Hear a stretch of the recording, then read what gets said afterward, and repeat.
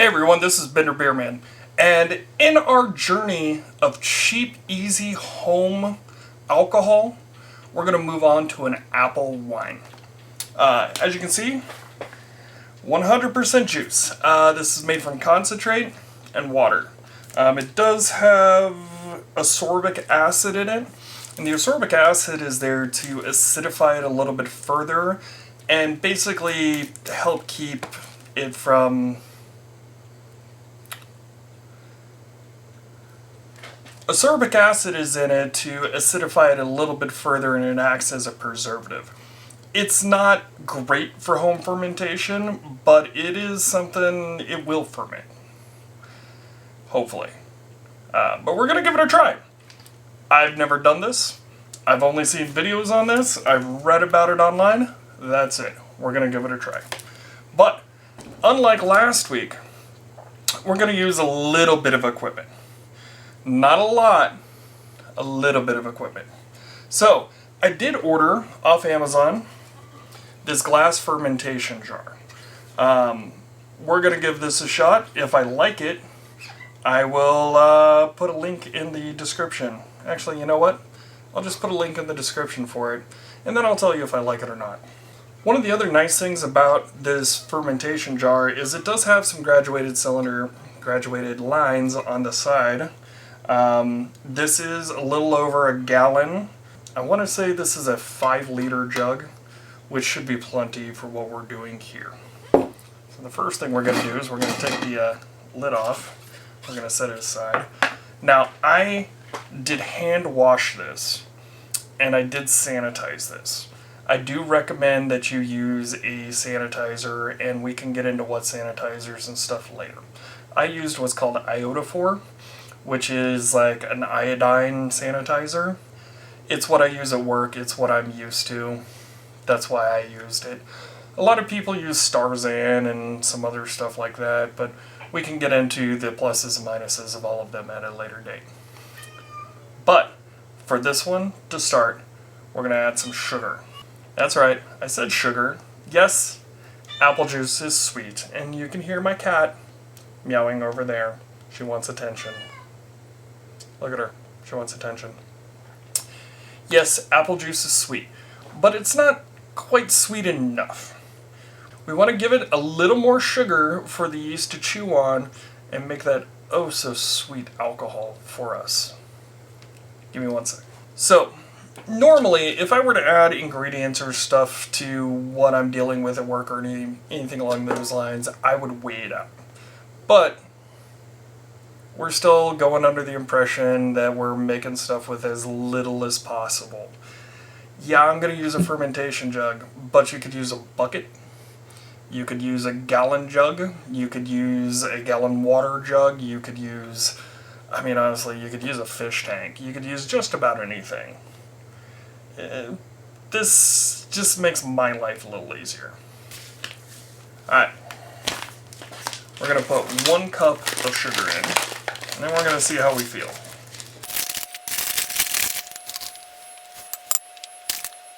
Alright, so that's 1 cup of sugar. I think that's going to be plenty for this. You know, this is an experiment. I've never done this. Next time, if it doesn't work this time, next time we use 2 cups of sugar. We'll see. It's all new to me. Now, the second thing that I'm going to add to it is actually a yeast nutrient. Mostly because I really would like this to have its best chances of actually fermenting out. And since this is already acidified, adding a little bit of yeast nutrient just to help the yeast along, I think is probably a good idea. The yeast nutrient that I'm going to add is called Fermento. I have very little experience with Fermento, but from what I can tell online, it's really good. It works well. The stuff that we use in the brewery is a bit more, but yeah. I'm going to give it a try. So I'm adding 1/4 teaspoon of Fermento. I got this off Amazon. I want to say it was like $7, $8. I'll put a link in the description below. Okay, step 3. I've got 2 jugs of apple juice. I'm going to put 1 jug in, and then I'm going to shake the hell out of this thing. 1 jug. Now you might be saying at home, oh no, you're adding all that oxygen. Yeah, oxygen's usually bad except in the beginning. We want oxygen to get in here to start with. The yeast need oxygen to go into what's called propagation. It gives them a whole lot of energy in the beginning to go around. They consume all of the oxygen and they make little babies. After all of the oxygen's gone, then it goes into an anaerobic phase where it starts to convert the sugars into alcohol and CO2. But it needs oxygen to begin with. So, lots of oxygen. And here's my cat, Turbo. Now I'm shaking this to dissolve all of the sugars and also get more oxygen to go into solution.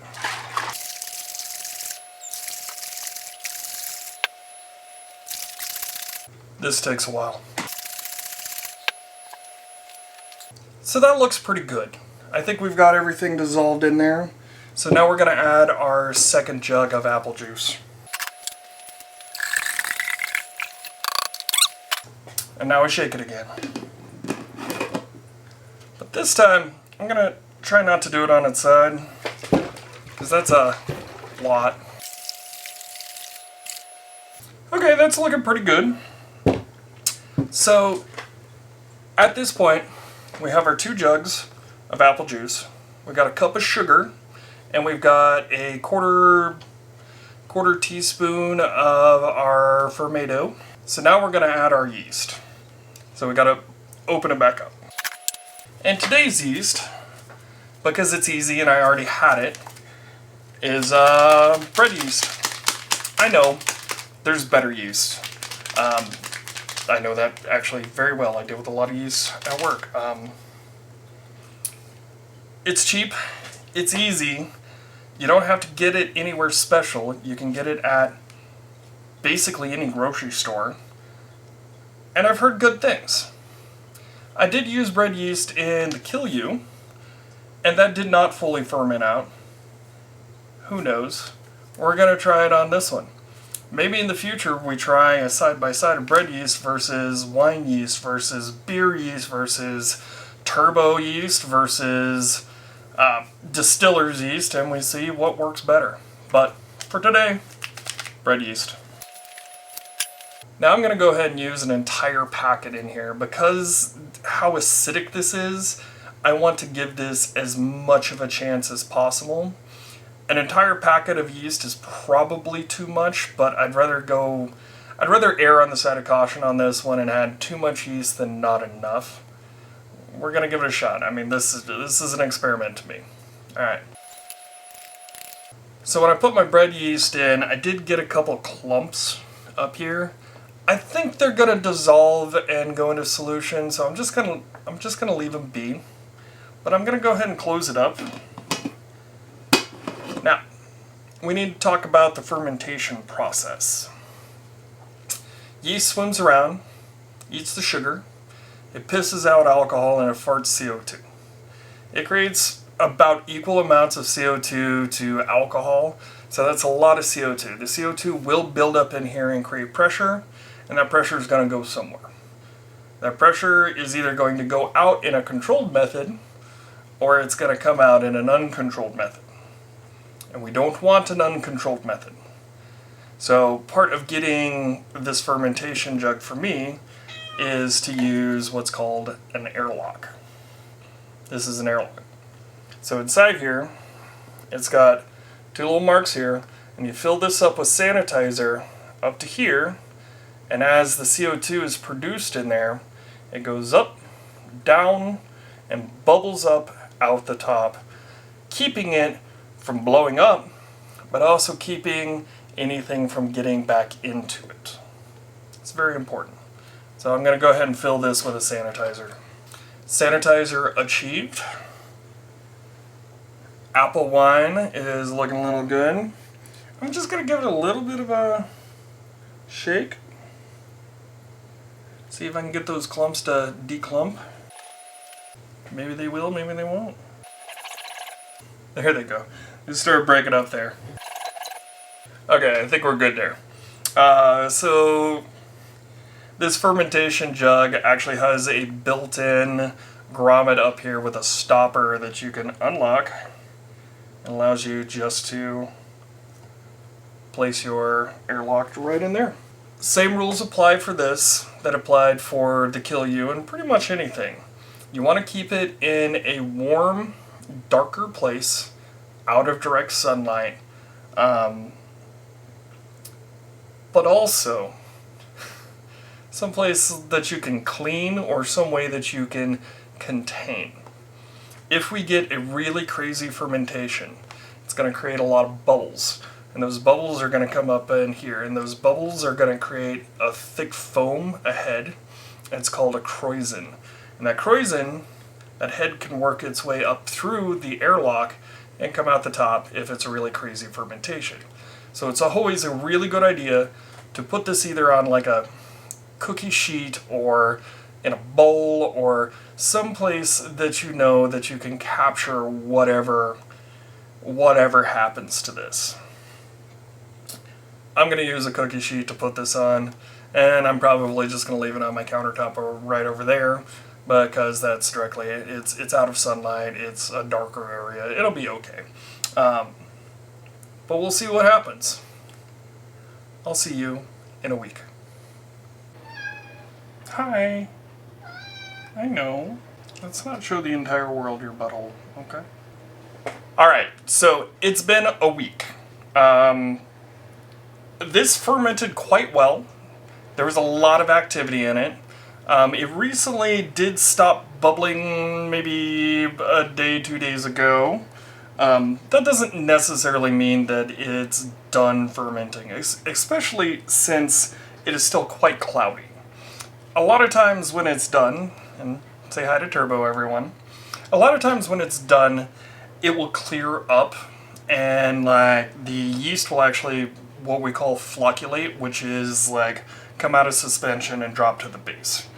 Now, you can't probably see it too well, but down here, there is a bit of a yeast bed down there. So the yeast has started to fall out, which means that we're probably not far from it being completely done. But I don't think we're done yet. So I'm going to go ahead and take a gravity on it, see how it's doing, check it, see if we want to add anything or do anything to it at this point. But I'm probably just going to put it back and let it sit for another week.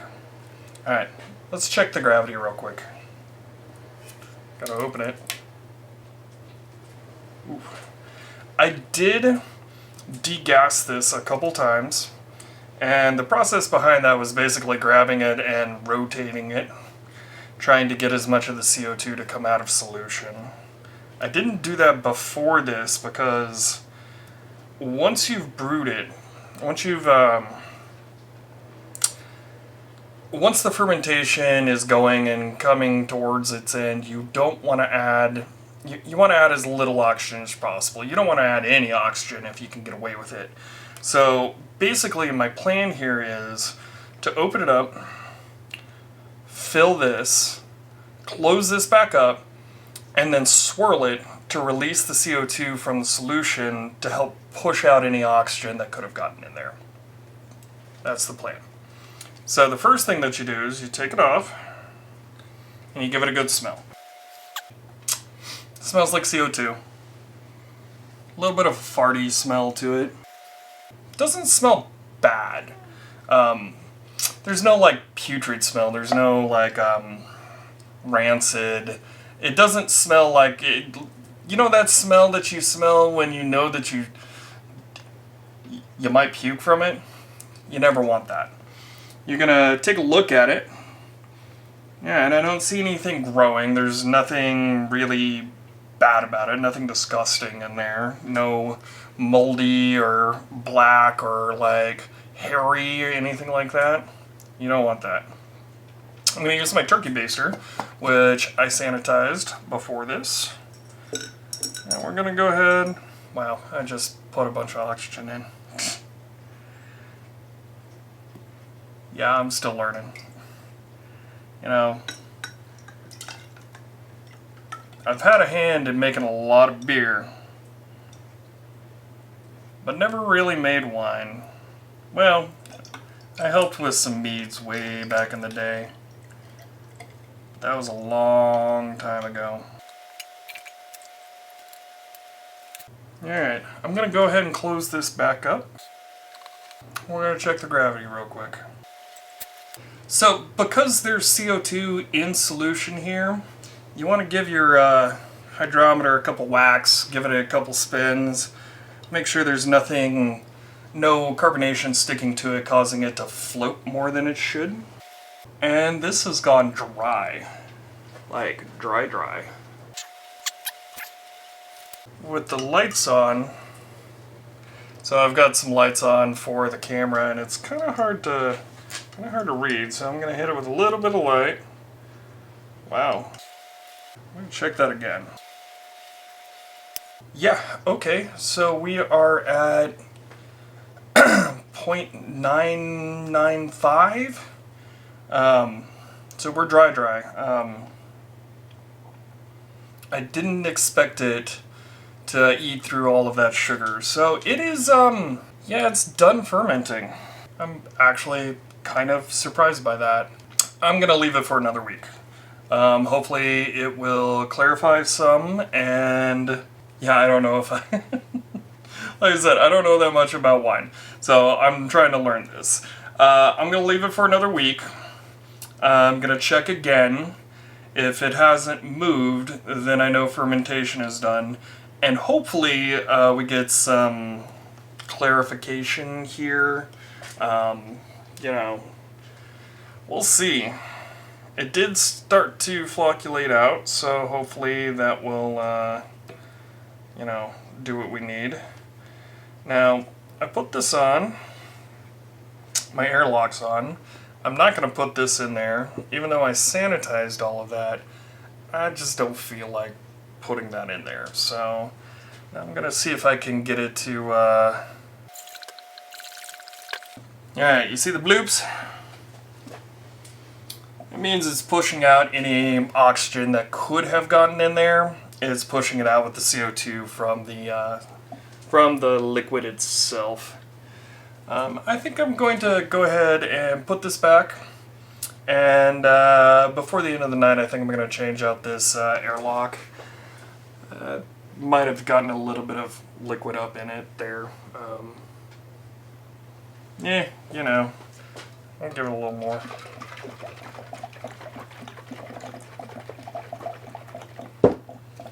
It is quite gassy. There was a lot of CO2 in solution there. Unfortunately, I did just, you know, rouse that yeast bed from the bottom pretty well. Oh, no, actually the cake's pretty tight there, so I'll give it a little more.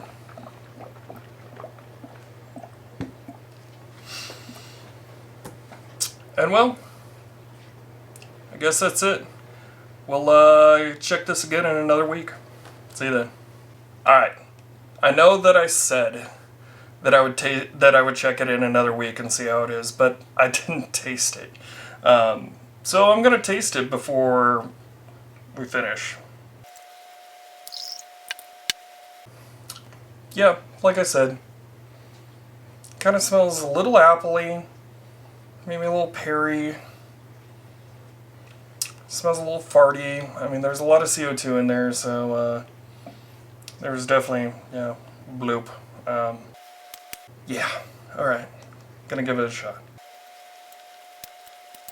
It tastes like a dry white wine. I'm guessing a pretty young dry white wine. I don't have that much experience with wine or tasting wines. It is definitely dry. It's got that... Yeah, I don't even have the right vocabulary, but it tastes like a dry white wine. I don't know. I've drank worse. Alright, well, I'll see you in a week. Bye! Hey everyone, it's been a little over a week, and as you can see, it has gotten quite clear. We've had no movement in our airlock at all, and I'm thinking we're ready to rack and move into a secondary container to allow it to, you know... Did that just burble? It might have burbled just because I moved it and released some of the CO2 from in there. That's actually kind of funny. So yeah, I think it's time where we can rack it off and get it off of the yeast bed down here at the bottom. I know there's a special term for wine on the yeast bed, but I actually don't know what it's called. But that's what I call it in the brewing industry, so the yeast bed. But before we move it, we're going to go ahead and give it a quick check with the hydrometer. I, of course, have sanitized everything in my preferred sanitization liquid, which is iodophor. It's an iodine sanitizer. It's what I use at work. It's what I use at work, and it's what I'm used to using. Let's see if we can get this open. Uh-oh. Well, it looks like it has crusted shut. Okay, I'm going to go ahead and remove this. These little fermentation glass jars are actually quite nice. They've got a little stopper that you can close to keep oxygen from getting in there. I'm going to go ahead and just throw this over there. Alright, let's see if we can get this open. Ah, there it is. Just took a little bit of strength.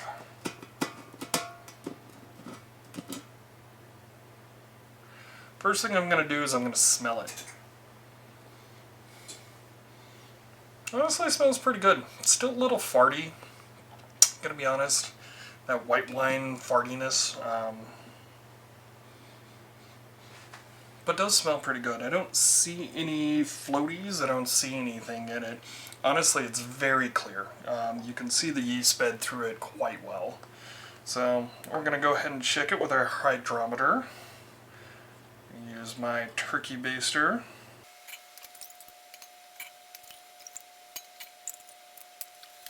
And we're going to give our hydrometer a little spin. Now, there's probably a good amount of CO2 in this solution right now, so that's right, it is still very dry. A little hard to read. I believe we're sitting at a 0.995. So very, very dry.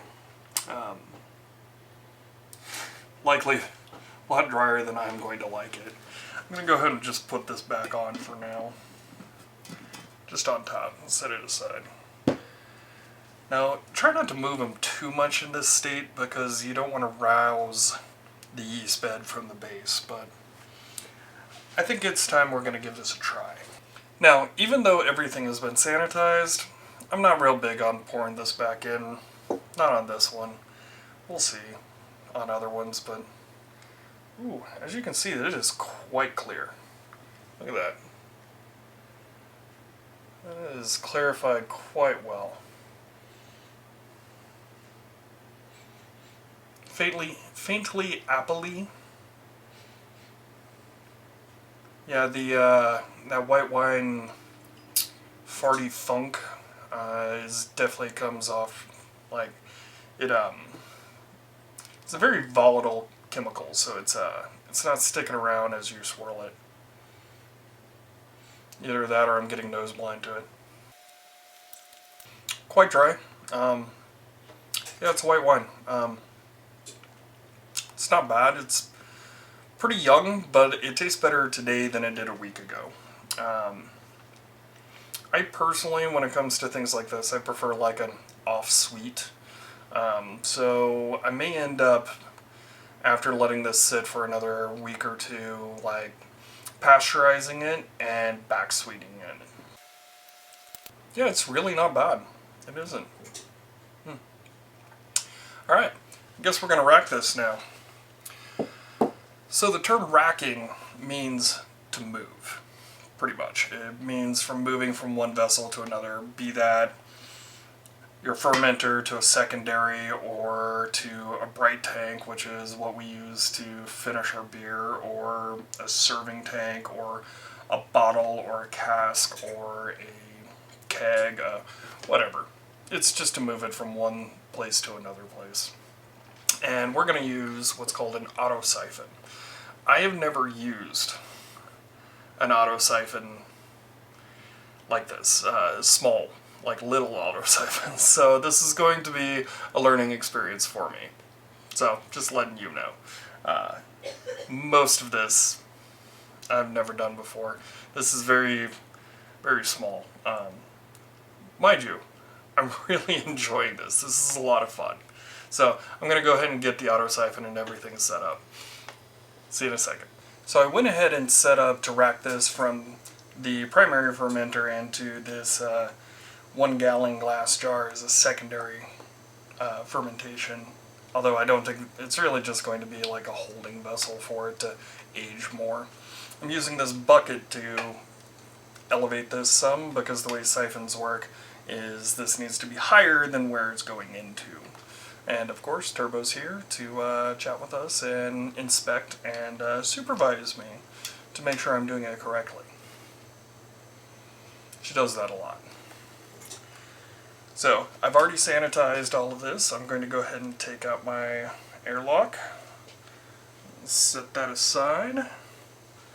I'm going to take our lid off. And I just realized that this light is still on. Yeah, and that looks better. You know, that's just how things are. So I'm going to go ahead and put this in there and let that go down, and I'm going to stick it in just the top here.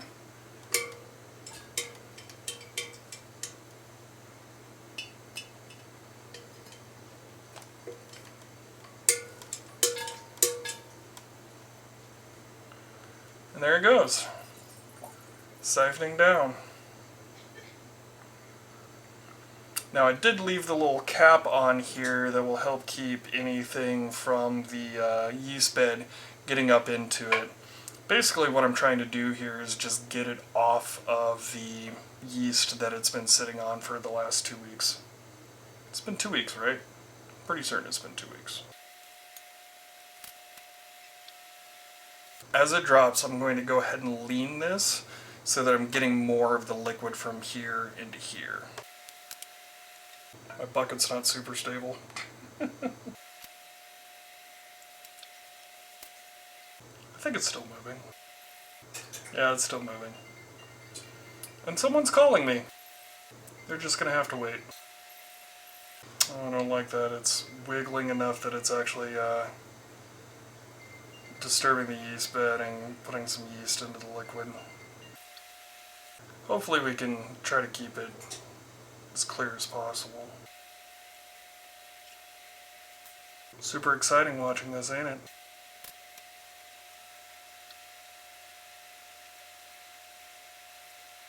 I'm gonna go ahead and stop it there.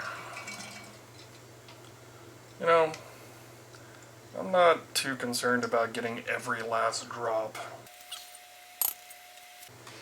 Alright, now we're done with this.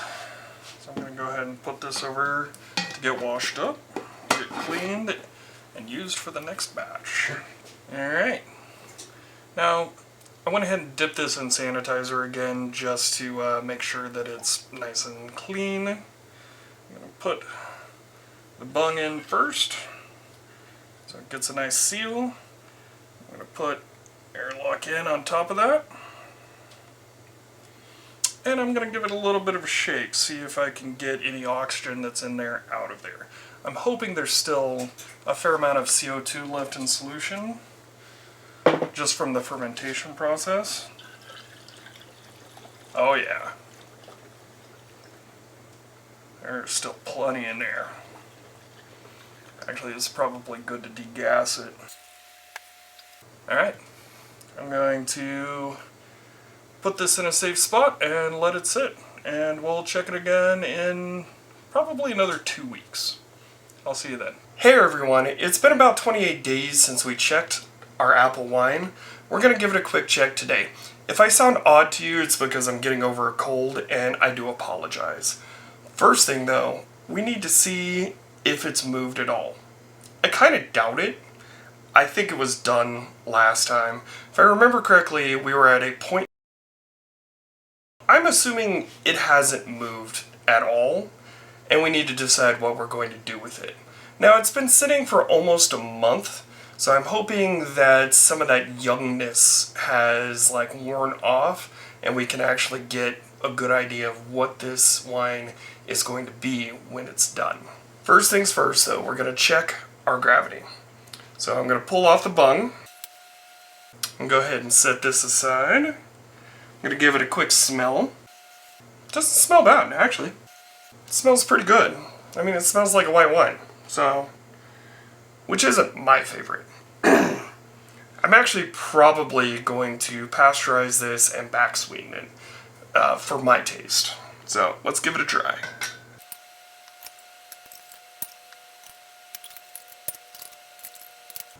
I don't know if you can see this, but it is quite carbonated. There's quite a bit of CO2 left in suspension, so that could mess with our reading. I'm going to bounce it a couple times, see if I can get it to come out. Give it a quick spin, and see where we are at. Yeah, it hasn't moved. It's still at a point.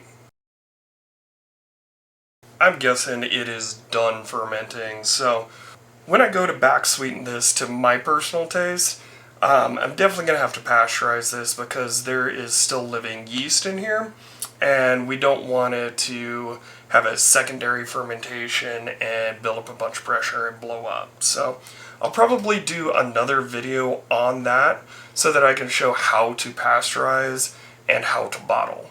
Look forward to that. The last thing we're going to do with this in this video is we're going to give it a quick taste. When I bottle this, I will be setting a bottle back to let it age for probably about 6 months, maybe a year, and then we'll give it a try in the future. So I'm just going to use my sample that I took my reading for to have the taste. I could pour it back in, but honestly, I don't need to. It's not that much waste, and really, give it a try. It is very clear. Smells good. It lost a lot of that farty smell that it had, which is good. It definitely needed to. It just smells like a white wine. Yeah, it's a dry white wine. A little bit of apple. Actually, yeah, quite a bit of apple. It's quite tasty. Honestly, that is quite good. Not to my taste. I do want it to be a little bit sweeter. So, look forward to that video coming up soon. I'll see you later. Cheers.